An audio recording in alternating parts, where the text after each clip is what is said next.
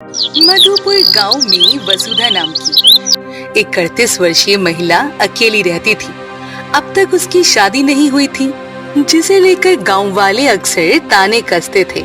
फिर एक दिन, अरे वसुधा, तू अब तक अकेली ही है।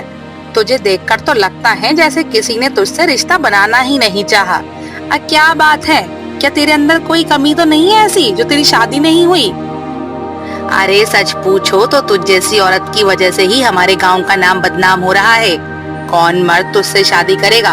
ऊपर से तेरा अकेला रहना भी कुछ ठीक नहीं लगता।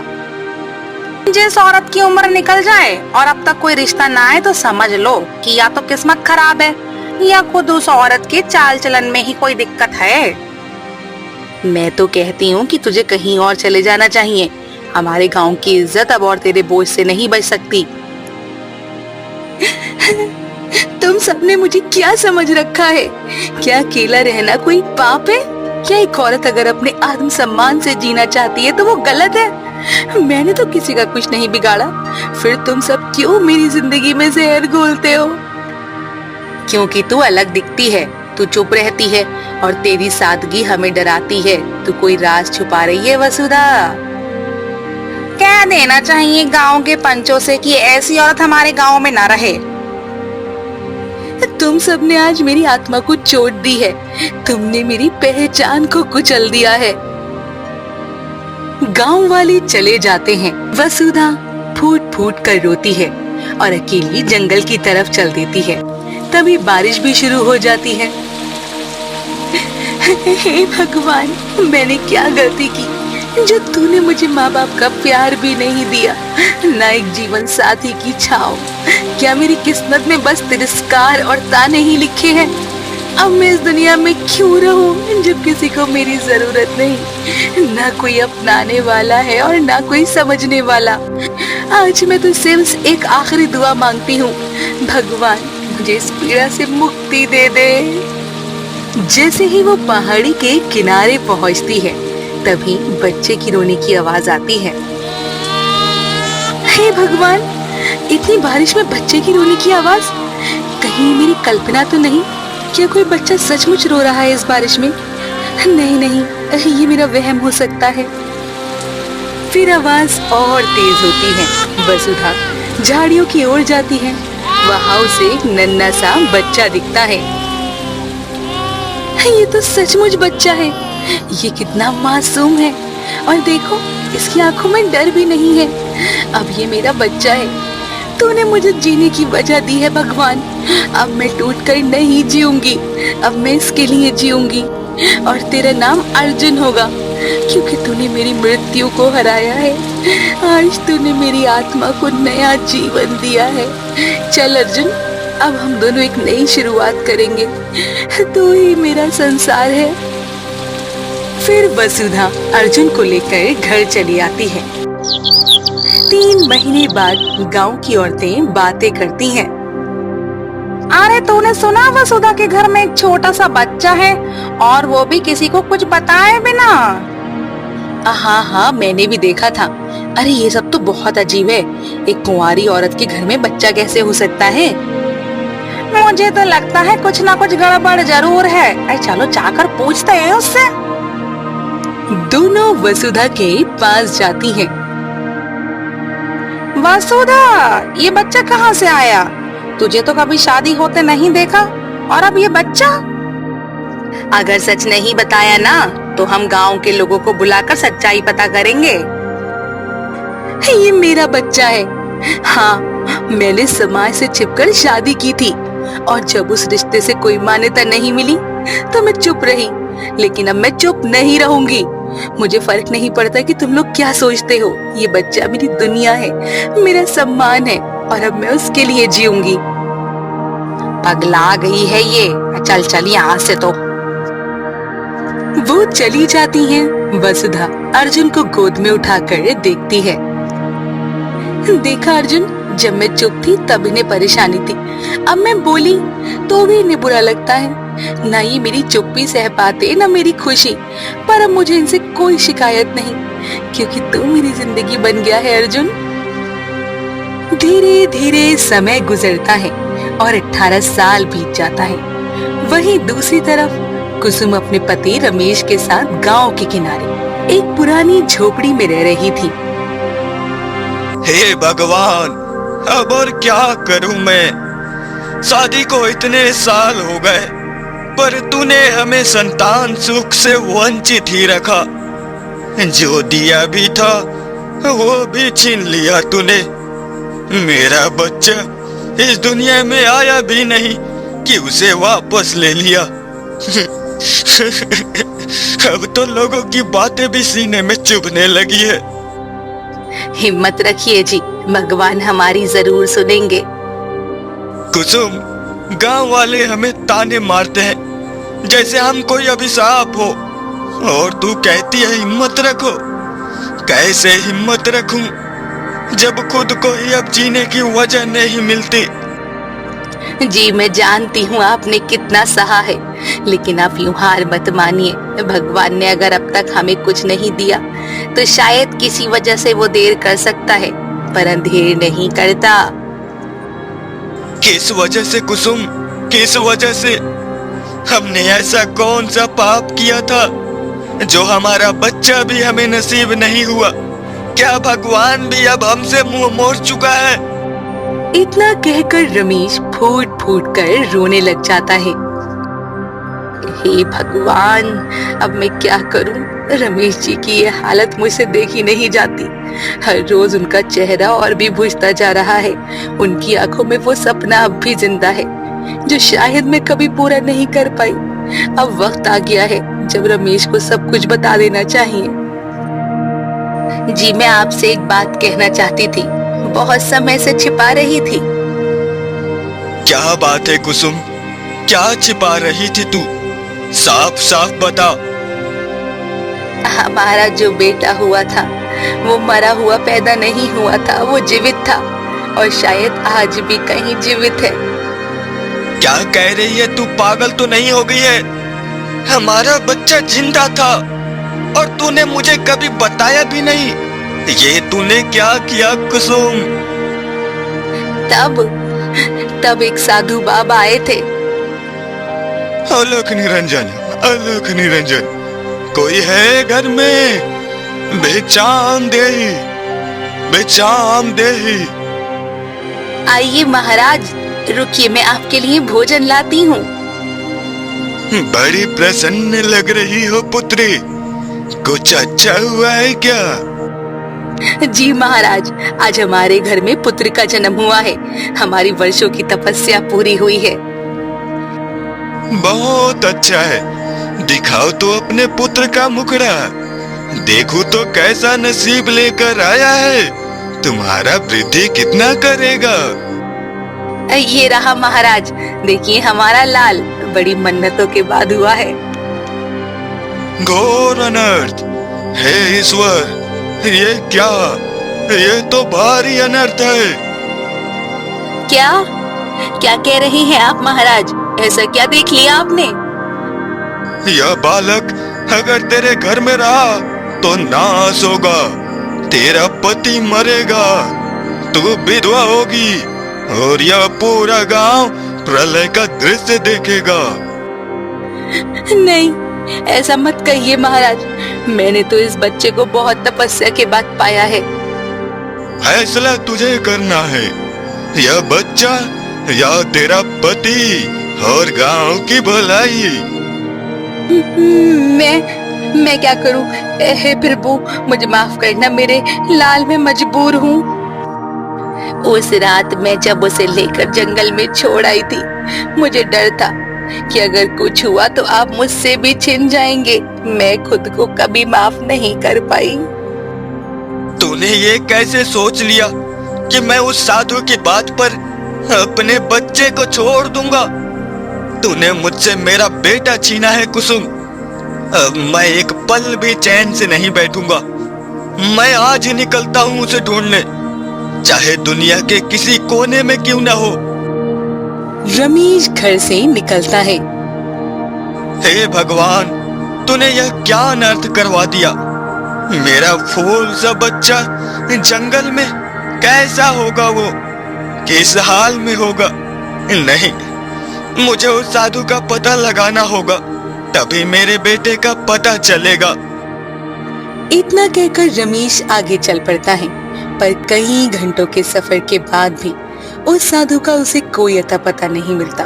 तभी एक गांव वाले से पूछता है, भाई साहब, क्या आप यहाँ किसी साधु बाबा को जानते हैं जिनकी कुटिया जंगल के अंदर कहीं है?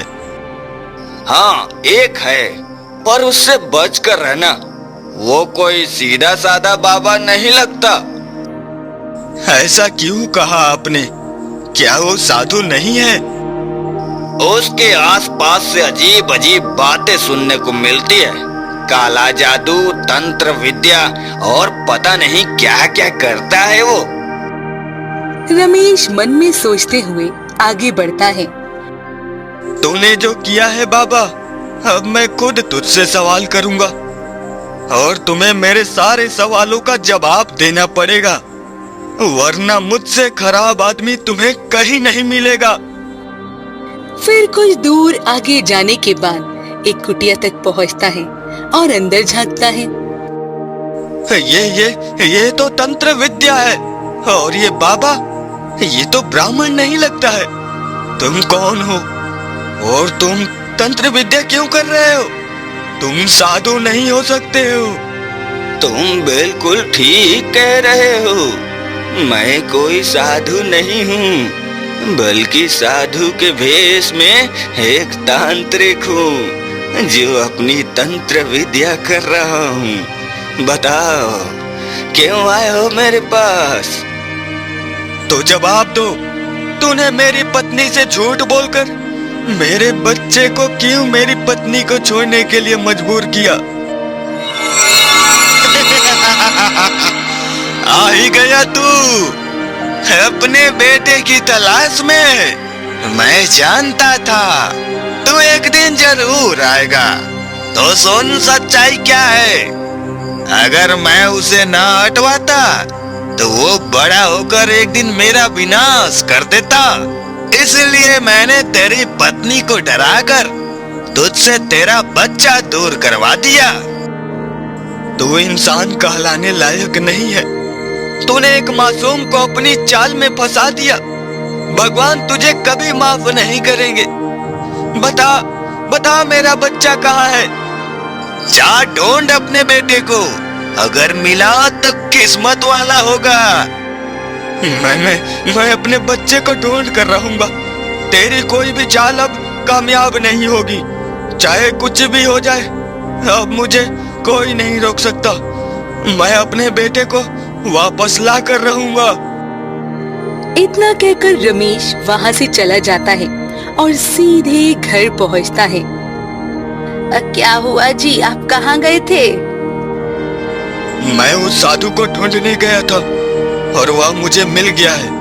वह कोई साधु नहीं था, वह एक तांत्रिक था जिसने हमें धोखा दिया और हमारे बेटे को हमसे छीन लिया। उसने ऐसा क्यों किया? मेरा बच्चा मुझसे क्यों छीना? उसका क्या फायदा था? अगर हमारा बेटा बड़ा हो जाता तो वह उसकी सारी तंत्र विद्या को नष्ट कर देता, क्योंकि हमारा बेटा कोई सामान्य आत्मा नहीं, बल्कि एक सच्चा तेजस्वी आत्मा है। और इसीलिए उसने डरकर तुम्हारे हाथों से ही हमारे बेटे को दूर करवा दिया। तो अब हमारा बच्चा कहीं जीवित है, ये कहा उस तांत्रिक ने। हाँ, और हमें उसे ढूंढना होगा किसी भी कीमत पर। लेकिन हम कहाँ ढूंढेंगे? इतने साल बीत चुके हैं।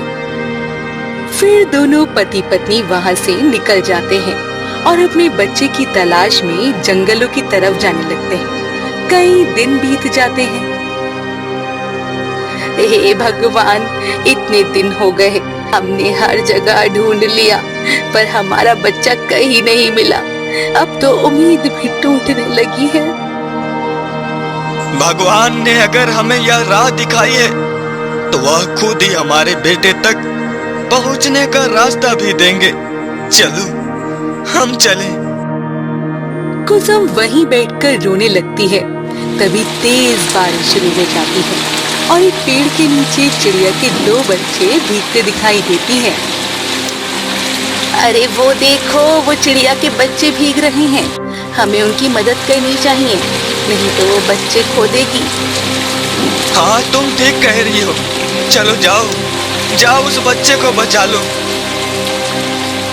कुसुम तुरंत भागती है और एक छोटे बच्चे को हाथ में लेकर अपने आंचल में रख लेती है। कुछ देर बाद चिड़िया वापस आती है। तुमने मेरे बच्चे की जान बचाई। मैं दाना चुनने के लिए बहुत दूर चली गई थी और मुझे अंदाजा नहीं था कि बारिश आ जाएगी। तुम्हारा बहुत बहुत धन्यवाद। अरे तुम बोल कैसे सकती हो? मैं कोई सामान्य चिड़िया नहीं हूँ। एक साधु ने मुझे वरदान दिया था कि मैं किसी भी नेक दिल इंसान से बात कर सकूं, और तुम एक सच्ची माँ हो, इसलिए तुम मेरी बात समझ पा रही हो। आखिर मैं भी एक माँ हूँ। मैं किसी को अपने बच्चे को खोते नहीं देख सकती। मैंने अपने बच्चों को खो दिया, जिसकी पीड़ मैं अब तक नहीं भूल पा रही हूँ। मैं जानती हूँ तुम अपने बेटे की तलाश कर रही हो और कई दिनों से भटक रही हो, एक तांत्रिक की वजह से। क्या सच में? बस इतना बता दो, क्या मेरा बेटा जीवित है ना? उसे कुछ हुआ तो नहीं है? नहीं, तुम्हारा बेटा जीवित है और यहाँ से उत्तर दिशा की ओर जाओ। वहाँ एक गांव है और उस गांव में एक स्त्री रहती है जिसने अभी तक शादी नहीं की, लेकिन वो एक छोटे बच्चे की परवरिश कर रही है और वही बच्चा तुम्हारा है। तुम्हारा बहुत बहुत धन्यवाद। चलिए जी, अब जल्दी से, हमें लगता है हमारा प्यारा बच्चा मिल जाएगा। हाँ कुसुम, क्यों नहीं। चलो, लगता है अब इतने वर्षों की तपस्या हमारी सफल हो जाएगी। फिर दोनों उत्तर दिशा की ओर निकल पड़ते हैं। कई दिनों की यात्रा के बाद वो एक बड़े से गांव में पहुंचते हैं। अब इतने बड़े गांव में हम अपने बच्चे को कैसे ढूंढेंगे? लगता है हमें किसी गांव वाले से पूछना पड़ेगा। कुसुम एक गांव वाले के पास जाती है। भाई साहब, क्या आप जानते हैं यहाँ कोई ऐसी औरत रहती है जिसने शादी नहीं की, लेकिन एक बच्चे की परवरिश कर रही है? क्या बेहूदगी है ये? कैसी बात कर रही हो? बिना ब्याह के माँ? कैसी औरत है आप? यह कैसी बात कर रही हो? तुम्हें शर्म नहीं आती किसी औरत पर इस तरह उंगली उठाते हुए, जबकि आप भी एक औरत हो? भाई साहब, क्या आप जानते हैं यहाँ कोई ऐसी औरत है जिसने शादी नहीं की लेकिन एक बच्चे की परवरिश कर रही है? मुझे सब समझ में आता है तुम क्या कहना चाहते हो। चलो जाओ यहाँ से। पता नहीं कहाँ कहाँ से आ जाते हैं और अनाप शनाप भगते रहते हैं। अब हम किसी से भी पूछ नहीं सकते, लोग उल्टा हमें ही बुरा भला कहने लगते हैं। तो अब क्या करे जी, कोई राह नहीं सूझ रही। कुछ दिन और बीत जाते हैं। वहीं दूसरी तरफ अर्जुन वसुधा से कहता है, क्या हुआ माँ, तुम इतनी परेशान क्यों लग रही हो? मैं आज काम ढूंढने गया था और देखो मुझे काम भी मिल गया है। एक जमींदार के यहाँ खेत में फसल काटने का काम दिया है। उन्होंने मुझसे मेरे पिताजी का नाम पूछा और मुझे नहीं पता कि मेरे पिताजी कौन है। पूरे गांव वाले भी यही कहते हैं कि मैं तुम्हारा बेटा नहीं हूँ। अब तुम ही बताओ माँ, मेरे पिता कौन है? अब मैं अर्जुन को क्या बोलूं? अगर उसको मैंने ये बोल दिया कि मैं उसे जंगल से लाई, तो वो मुझे छोड़कर चला जाएगा। नहीं, अब मुझे झूठ बोलना पड़ेगा। बेटा, तेरे पिता ने हम दोनों से कभी प्रेम नहीं किया। वो हमें छोड़कर किसी और औरत से शादी करके चला गया। मैं नहीं चाहती कि उसका नाम तेरे साथ जोड़ा जाए। वो बहुत ही खुदगर्ज और निर्दयी इंसान था। अगर तुम जानना चाहते हो तो मैं बता दूंगी। मुझे उस आदमी से कोई मतलब नहीं है माँ, जिसने जन्म दिया लेकिन छोड़ा। वह पिता नहीं होता। मुझे तो सिर्फ तुमने पाला पोसा बड़ा किया। मेरे लिए माँ भी तुम हो, पिता भी तुम हो और भगवान भी तुम ही हो। अब मैं काम पर जा रहा हूँ, तुम अपना ध्यान रखना। अर्जुन वहाँ से निकल जाता है और वो चलते चलते गांव के बाहर आता है और वहाँ भूखे प्यासे रमेश और कुसुम को देखता है। काका, काकी, आप इतने थके हुए क्यों लग रहे हैं? क्या आपको भूख लगी है? हाँ बेटा, कई दिन से भोजन नहीं मिला। हम दोनों अपने बेटे को ढूंढ रहे हैं जो बचपन में हमसे बिछड़ गया। आप मेरे साथ चलिए मेरे घर। मैं और मेरी माँ वहाँ अकेले रहते हैं। आपको वहाँ आराम मिलेगा और भोजन भी मिलेगा। क्या सच में बेटा? तू बहुत नेक दिल है। भगवान तुझे खुश रखे। अर्जुन दोनों को लेकर अपने घर आता है। अब बेटा, ये दोनों कौन हैं जिन्हें तुम अपने साथ ले आए? माँ, ये दोनों रास्ते में मिले थे, भूखे प्यासे थे, तो मैं इन्हें यहाँ ले आया हूँ। तुम इनको कुछ भोजन करवा दो। मैं अब काम पर जा रहा हूँ। ठीक है बेटा, तुम चिंता मत करो। इतना कहकर अर्जुन चला जाता है। फिर वसुधा दोनों को खाना खिला देती है और खाना खाने के बाद, बहन, क्या मैं आपसे कुछ कह सकती हूँ? मैं अपने बेटे को ढूंढ रही हूँ जो 18 साल पहले मैंने अपने खुद के हाथों से जंगल में छोड़ दिया था। एक तांत्रिक ने मुझे धोखा दिया था। डर के मारे मैंने अपना ही खून त्याग दिया। अरे, ये तो अर्जुन के बारे में बात कर रहे हैं। क्या यही लोग इसके असली माता पिता हैं? नहीं, मैं अर्जुन को नहीं खो सकती। वो ही तो मेरी जिंदगी का आखिरी सहारा है। अगर ये सच जान गए तो अर्जुन मुझसे छिन जाएगा। क्या हुआ बहन, आप अचानक इतना घबरा क्यों गई? कुछ नहीं, बस यूं ही थोड़ा मन भारी हो गया। ठीक है बहन, अब हम लोग जाते हैं। खाना खिलाने के लिए बहुत बहुत धन्यवाद आपका। इतना कहकर दोनों जाने लगते हैं। कुसुम, ये तुमने देखा ना, जैसे ही हमने अपने बेटे की बात की वो एकदम से घबरा गई।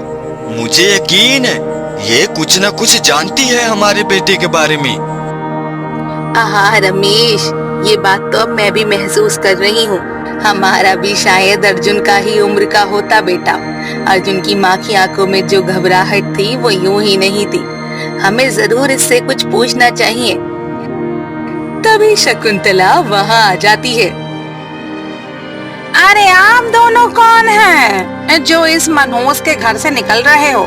इतने बरसों में तो कोई इसकी खैरियत पूछने आया नहीं। फिर आप कौन हो? क्या इसके रिश्तेदार हो? नहीं, हम लोग उसके कोई रिश्तेदार नहीं हैं। हम तो बस मुसाफिर हैं। कई दिनों से भूखे प्यासे भटक रहे थे।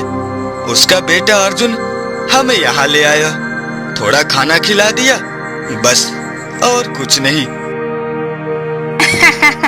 अरे उसका बेटा? कौन सा बेटा? अरे उसका कोई बेटा नहीं है। अरे जिस औरत की कभी शादी ही नहीं हुई वो कैसे माँ बन सकती है? हम तो उसके गांव के ही हैं। एक दिन हमने इसे कुछ बातें कह दी थी, उसके बाद तो ये अचानक एक बच्चा उठा लाई और कहने लगी यही मेरा बेटा है। क्या तुम सच कह रही हो? हाँ, यही सच है। बोलती है शादी की थी, लेकिन हमने तो किसी को देखा ही नहीं। कभी कोई बारात आई नहीं। मुझे तो नहीं लगता कि इसका बच्चा है। अरे चुरा लिया होगा इसने कहीं से। अब दुनिया को धोखा दे रही है। इतनी बदसूरत लड़की से कौन ही शादी करेगा? देखिए, हमें आपकी बातों से कोई लेना देना नहीं। हम बस जा ही रहे थे। अरे तो जाइए। अब वैसे भी मुझे क्या, आप लोग घूमे फिरे, मुझे कोई फर्क नहीं पड़ता। अरे उसके घर से निकल रहे थे इसलिए मैंने कह दिया। अरे अगर आपको कोई और भी देखेगा तो लोग भी वही शिकायत करेंगे। अरे चलो छोड़ो, मुझे क्या, मैं तो जाती हूँ। इतना कहकर शकुंतला वहां से चली जाती है। रमेश जी, अब मुझसे ये नहीं सहा जाता। ये जो बातें कर रही थी उसमें कुछ तो सच्चाई है। मुझे अर्जुन को देखकर कुछ महसूस हो रहा है जो मैं शब्दों में नहीं कहती।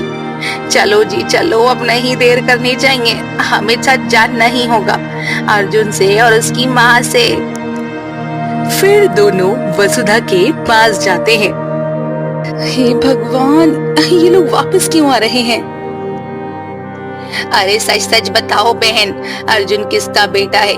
आपकी पड़ोसन शकुंतला ने बताया कि तुम्हारी तो कभी शादी नहीं हुई थी और ये बच्चा एक दिन जंगल से उठाकर लाई थी। तुम्हें उसके पिता का नाम भी नहीं पता, कृपया हमें सच बता दो। वसुधा फूट फूट कर रोने लगती है। तभी गांव के कुछ लोग वहां पर आ जाते हैं। हाँ, ये बच्चा मेरा नहीं है और वो दिन मेरी जिंदगी का सबसे काला दिन था। मैं आत्महत्या करने जा रही थी, तभी मुझे जंगल में किसी मासूम के रोने की आवाज सुनाई दी। वो अर्जुन था, मैं उसे लेकर आ गई। तब से मैंने उसे अपना बेटा माना और कभी किसी चीज की कमी नहीं होने दी। मैं जानती थी कि कभी ना कभी तुम आओगे, लेकिन मैं उसे खोना नहीं चाहती थी, क्योंकि वही तो मेरे जीने की वजह बन गया। मुझे माफ कर दो। बहन, तुम मुझसे क्यों माफी मांग रही हो? तुमने तो मेरे बेटे को जीवन दिया।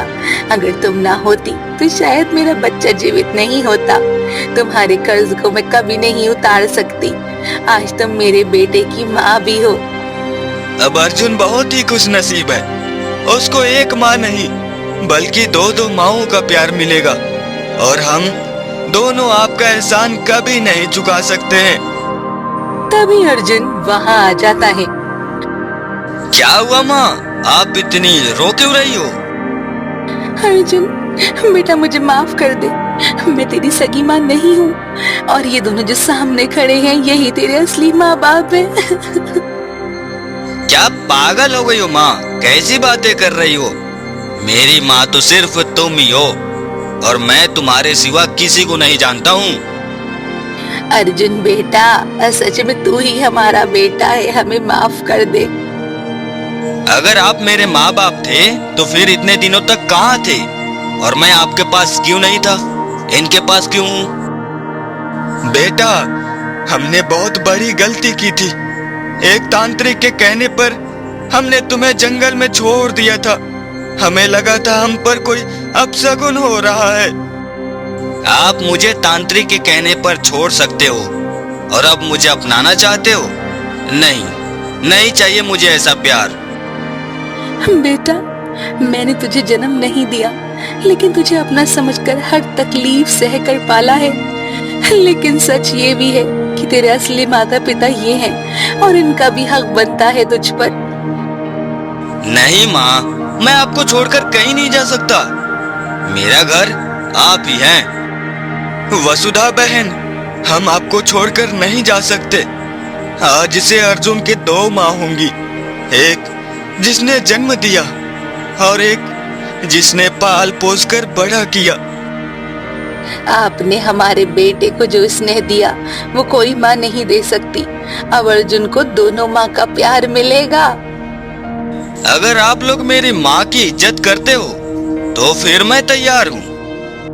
फिर अर्जुन मान जाता है और कुसुम और रमेश ये देखकर बहुत खुश हो जाते हैं। उसी दिन के बाद अर्जुन को एक नहीं बल्कि दोनों माओं का प्यार मिलने लगा और सभी एक परिवार की तरह खुशी खुशी रहने लगे। कहते हैं जहाँ प्यार सच्चा हो वहाँ रिश्ते खून से नहीं दिल से बनते हैं और अर्जुन को वही दिलों से बना सच्चा प्यार मिल गया था।